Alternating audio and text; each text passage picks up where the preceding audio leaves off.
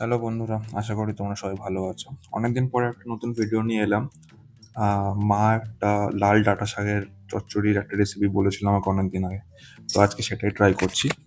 তো প্লিজ সঙ্গে থেকো, আর রেসিপিটা ভালো লাগলে অবশ্যই কমেন্ট করে জানিও। তো চলো রেসিপিটা স্টার্ট করা যাক। তো প্রথমেই আমি কড়াইতে সর্ষের তেল গরম করে নিলাম।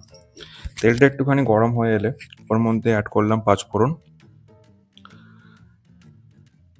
তারপরে পাঁচফোড়নটা একটুখানি ফ্লেভার ছেড়ে দিলে তারপরে অ্যাড করা হলো গোটা কয়েক রসুন, 4-5 দানার মতো, জাস্ট একটা রসুনের ফ্লেভার টানার জন্য। তারপরে রসুনটা লাল হয়ে যাওয়ার পরে অ্যাড করে দেওয়া হলো পেঁয়াজ। তো রসুন একটুখানি লাল হওয়া পর্যন্ত তোমাকে নাড়াচাড়া করে নিতে হবে, যাতে রসুনের ফ্লেভারটা খুব ভালো সুন্দরভাবে বেরোয়। তারপরে রসুনটা একটু ভালোভাবে লাল হয়ে গেল, ওর মধ্যে অ্যাড করে দেওয়া হলো পেঁয়াজ।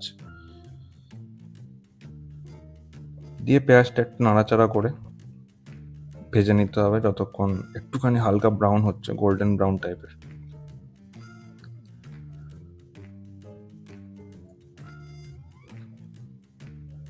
তারপরে এখানে অ্যাড করে দেওয়া হলো আলু কাটা রেখে রাখা ছিল, আর ডাঁটার সাথে ওই চেরা লঙ্কাগুলো দিয়ে একসাথে সব কিছু নাড়াচাড়া করে ওর মধ্যে অ্যাড করা হলো টমেটো, যাতে একটু ফ্লেভারটা ট্যাঙ্গি টাইপের থাকে।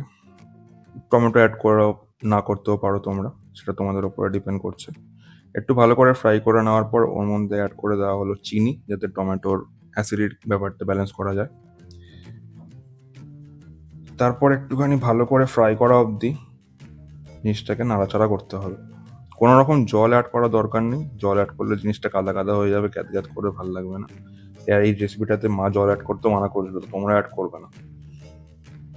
তো এরকম হালকা তেল ছেড়ে আসা অবধি ফ্রাই করে নিতে হবে, তারপরে গ্যাস বন্ধ করে নামিয়ে নিও। খেয়ে জানিও কিরকম লাগলো।